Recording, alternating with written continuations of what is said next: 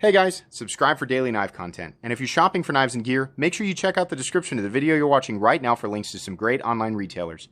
There's also individual links for knives that I personally recommend. Thanks! What's going on YouTube? Metal Complex here, and today I've got a very interesting knife review slash knife overview to share with you guys. This is the, and please forgive me because I know that I'm not going to pronounce it correctly, and I'm sorry about that, Viele Phoenix Sprint Run. This is probably the single most requested knife right now for me to, like, people are always asking in my comment section, can you please review that knife? I want to know what the heck is going on with it. Yeah, I was super interested to take a look. I remember seeing this in the Spyderco catalog. So I was unaware of the original, but the original was from a long time ago. This was a collaboration with someone.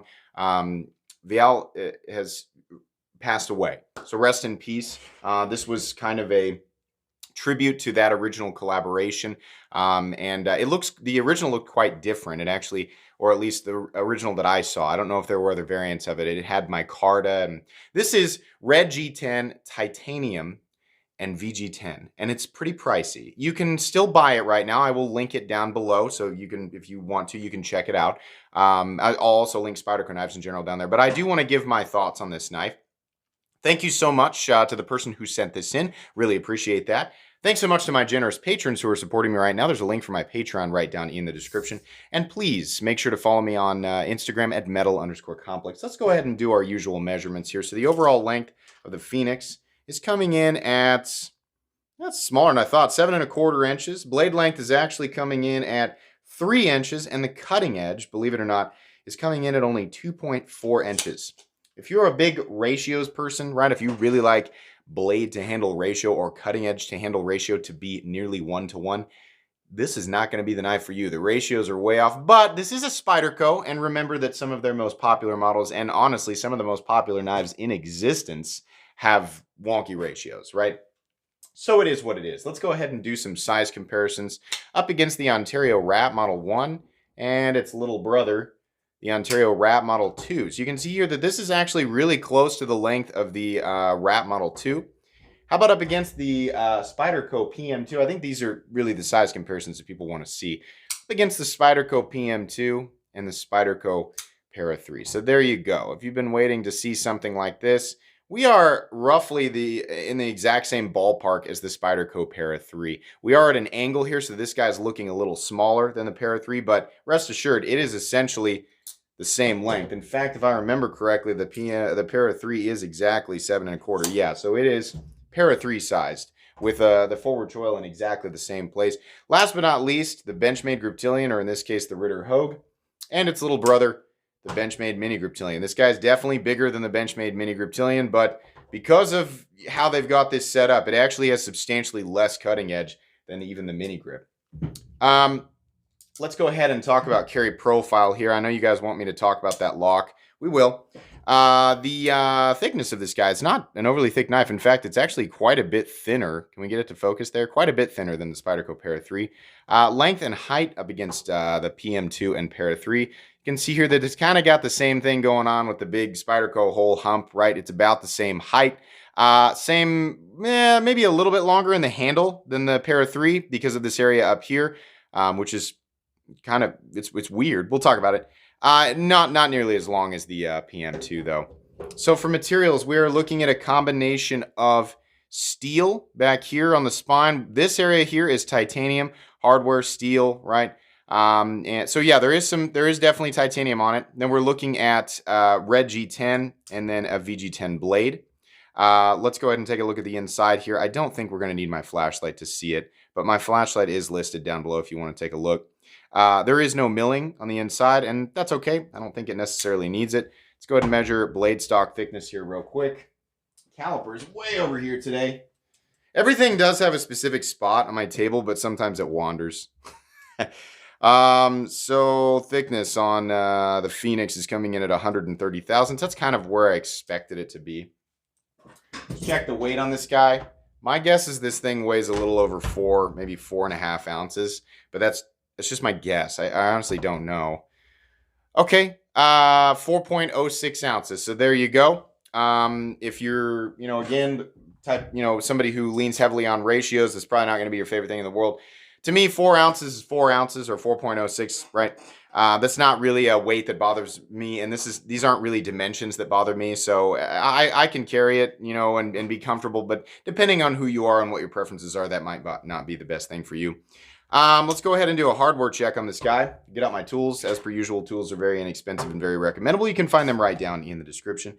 I think that pivot is actually I'm going to guess that's a T10. So we're going to give that a shot here real quick, but I could be wrong. We'll find out. Be very careful because this is brand new.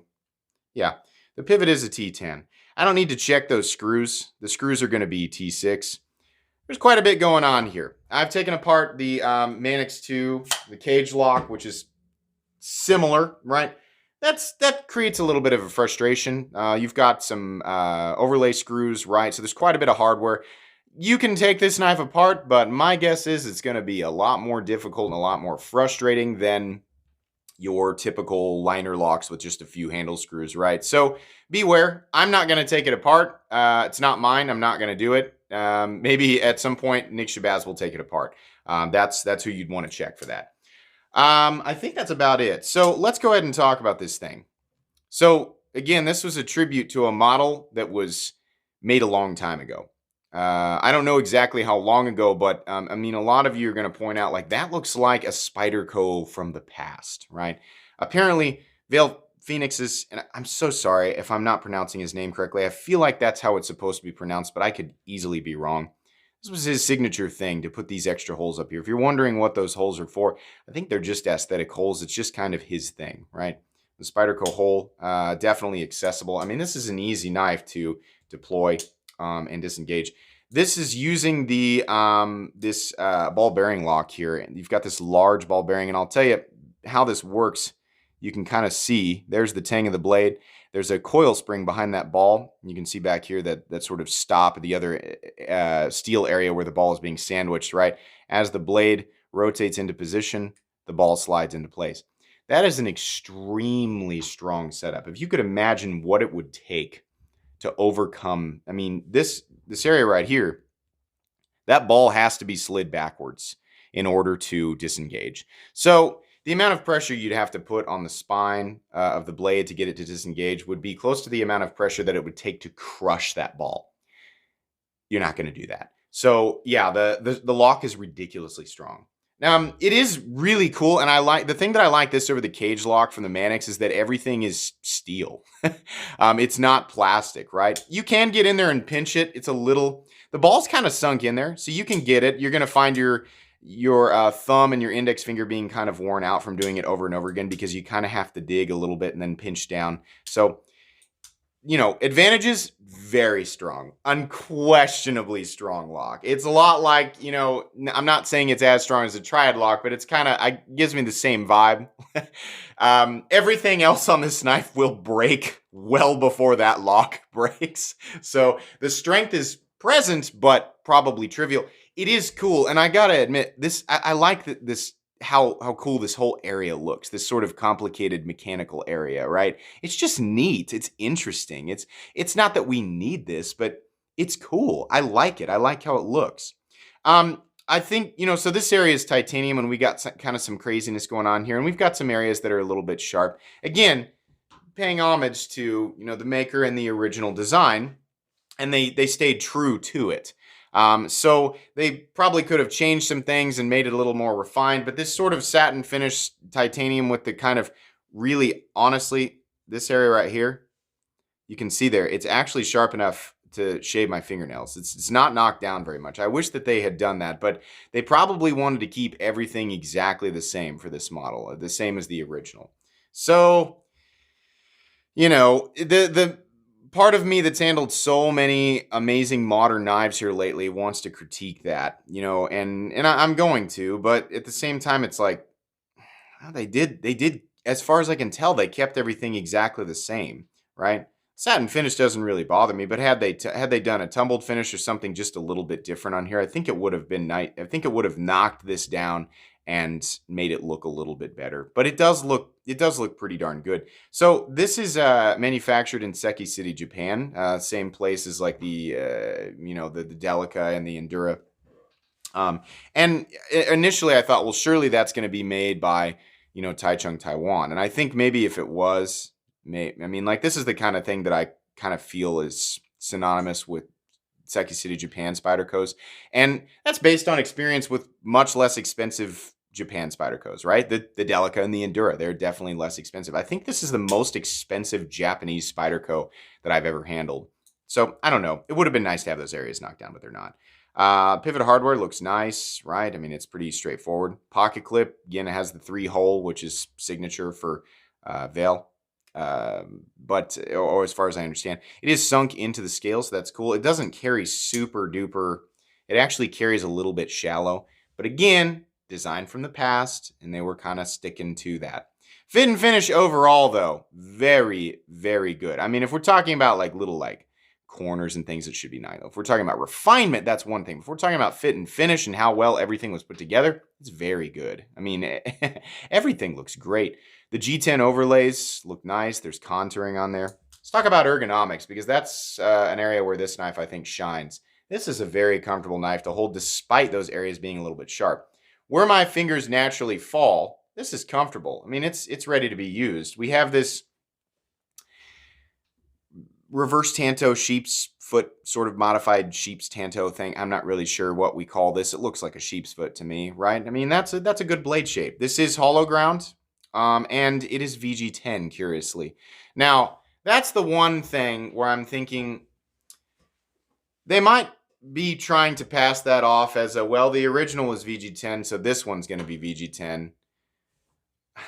Come on. Everybody here is thinking the same thing as me. A lot of you guys watching this right now, you know what this knife costs. I'm going to tell you, it's $315. There's a lot about this knife that does not scream $315, but the one glaring issue here is the blade steel. This should have been something else. This should have been CPM 20CV, S90V, anything. ZDP 189. I mean, we've seen ZDP from the Japanese Spydercos before. I think that this knife would have been the reason that people are so interested in this knife, the reason that I was so interested in it, is because it's just bizarre looking, right? It's something that I wasn't familiar with at all, and I thought, oh, that's weird. And they're using the ball bearing lock, right? The ball bearing lock just looks cool. I think that's part of the reason, but it would have, I mean, had they made the steel one of those, one of the steels that we expect to see at a higher price point, it would have been like, okay. And then there still would have been, people going, I'm not so sure that the rest of the knife really screams $315, but it would have been easier to accept that, right?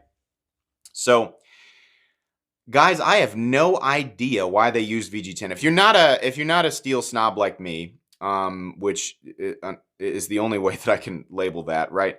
VG10 steel used to be one of the great kings of the knife world. And even, for today, VG10 is a totally acceptable steel around the, $50 to $80 mark, right? $80 is kind of pushing it. Its performance is all right. It sharpens up easy. It, as far as I understand, takes a fine edge. Won't hold an edge very long. It's very stainless, reasonably tough, right? It's all right for the vast majority of people. It's probably going to get you through your day. But those of us who are used to spending $300+ on a knife, whether we actually plan to use the knife for its intended purpose or not, or get the performance that, should be expected from some more exotic steel, we expect more exotic steel. We just do, right? It's we're at a point in the knife world where, when a knife costs this much money, right? I mean, it's like I hate to compare it with it's like, I don't want to compare this with a Ferrari, but this is an expensive knife. It's a pretty expensive knife, right? If you buy a sports car, like every I hate to do the vehicle analogy thing, but the Dodge Challenger, they make a base model with a V6. Okay. Then they make like a base model with V6, and then they put some flashy stuff on it, like some nicer wheels, and they put some cool, it's for people who don't want to pay for the whole performance package. They just want the look of the Challenger, right? It exists. I understand why it exists. I just don't understand why somebody would go for that. And then they make the, they have the Hemi, which is the first real motor and then they make the Hemi that's more dressed up, and then they make the 392, and they make the 392 that's more dressed up. A million versions of that. They make the Hellcat, right?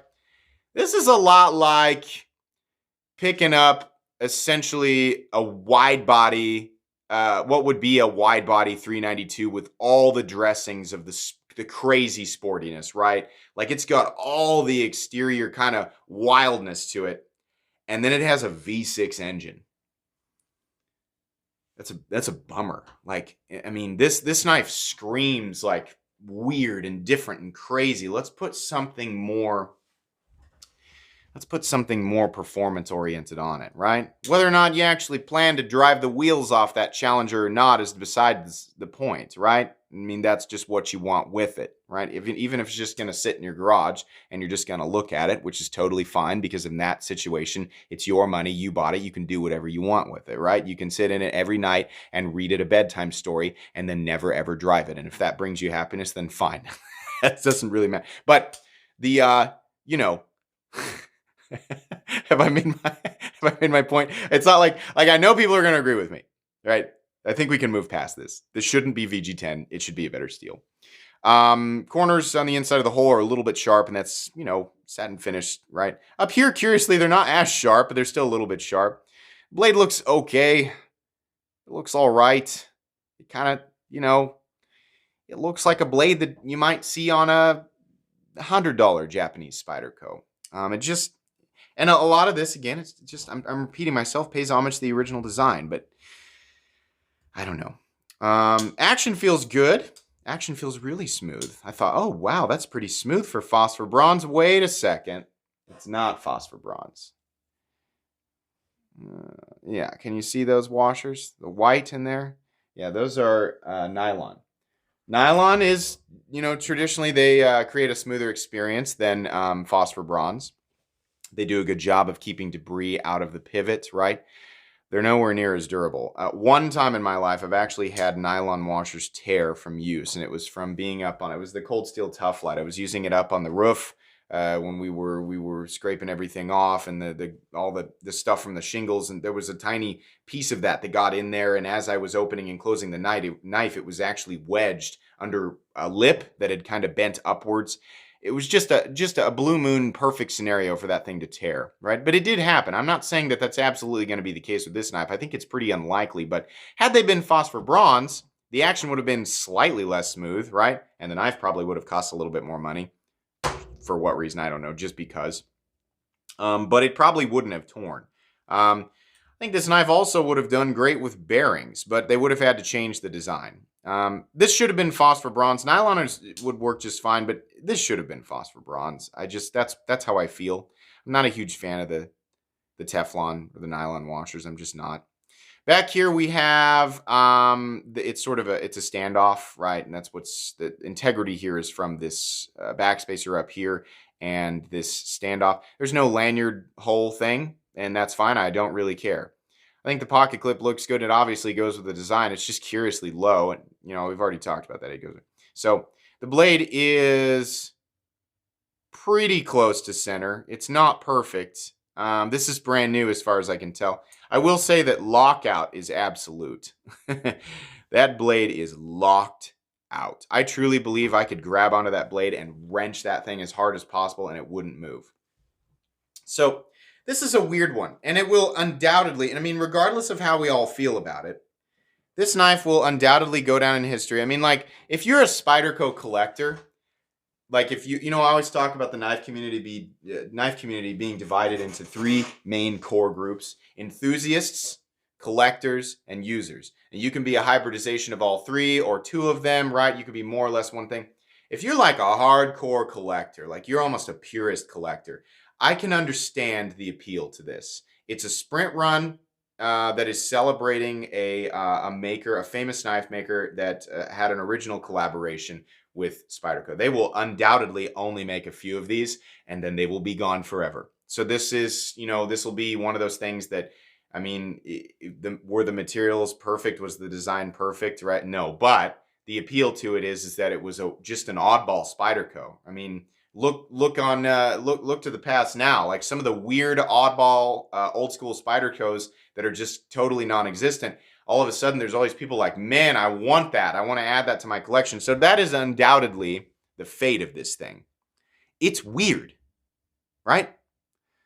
Does it make sense to purchase this knife by today's standard? Like, are you getting your money's worth by today's standard for a good Spyderco user? No, I don't think so at all. But I'm not 100% sure that was Spyderco's intention with this, but I don't know. This is just my thoughts and opinions, right? I'm not speaking factually. I'm not speaking from a perspective that is using facts as the foundation. I'm just giving my opinions here. If you buy this knife and you decide to use it, will it work? Yeah, it's actually really comfortable, right? If you're going to be using it all the time, right? If you're just going to be using it for simple stuff, right? Which is honestly a lot of my knives that are really expensive. I just use them to cut open boxes and stuff, and I almost never have to sharpen them. It doesn't really matter what the steel is, right? If you're cutting boxes every single day, yeah, you're going to be touching up that VG10. You're going to have to sharpen it quite a bit, right? But will it work? Sure, it'll work. But is this a $315 knife? No. No, I don't think so at all. This is neat. It's not for me. I get what they were doing here. I also want to, respect the maker. I don't want to, thrash this and I don't want to do that, because I think it's like I said, I think I understand what they were doing here by keeping this original, like truly original, other than changing I think maybe the finish on the titanium was different, and the micarta or the scale material and color. They really remain true to this, right? But that's really what I see here. I see a collector piece. I don't really see a justifiable purchase here. But it's your money, and you should do what you want with it, right? Take the part of my review that makes sense to you and ignore everything else. It is what it is. You can get this right now. If there's that part of you that's like, I want to add that to my collection, right? Well, at some point it's going to be gone, right? That's the only reason I can understand why somebody might want to pick this up. But for a day-to-day user, the material's right. I mean, the ergonomic lines are good, but there are $315 will get you a really, really good knife. It'll get you a more modern knife with, a lot of the stuff that is trivial for use, but it just the elements there make you feel a lot better about the purchase, right? It'll definitely get you a more performance-oriented steel. Better is sometimes eye of the beholder or the user, right? It depends on what you're going to use it for, right? But you have a lot of options at $315. And I'm going to say the vast majority of them, well, maybe not the vast majority. You have a lot of options, and a lot of them are definitely better than this. But I do kind of respect the weirdness of this. I'll be honest with you guys there. This is weird, and I'm kind of like, that's what drew it to me. That's why I wanted to review it. It's weird. It's cool. It is what it is, right? In a lot of ways, this just screams Spyderco, right? It's so weird. I like stuff like this. I like to talk about stuff like this. I hope that this was at least mildly entertaining for you guys. I hope you guys got the information that you needed from this review. If there's anything that I left out or anything I didn't cover, please let me know down in the comments section. Thank you again to the person who sent this in for review. If you guys, also make sure to follow me on Instagram at metal_complex. If you enjoyed this video, please leave a like. If you'd like to check out my other content, I do, of course, have lots of videos of knives that are either expensive or inexpensive that I do or don't like, so check those out. And if you enjoy all my content, go ahead and click on that Metal Complex logo right there and subscribe, because there's definitely more coming. Thanks again for watching, everybody, and have a great day.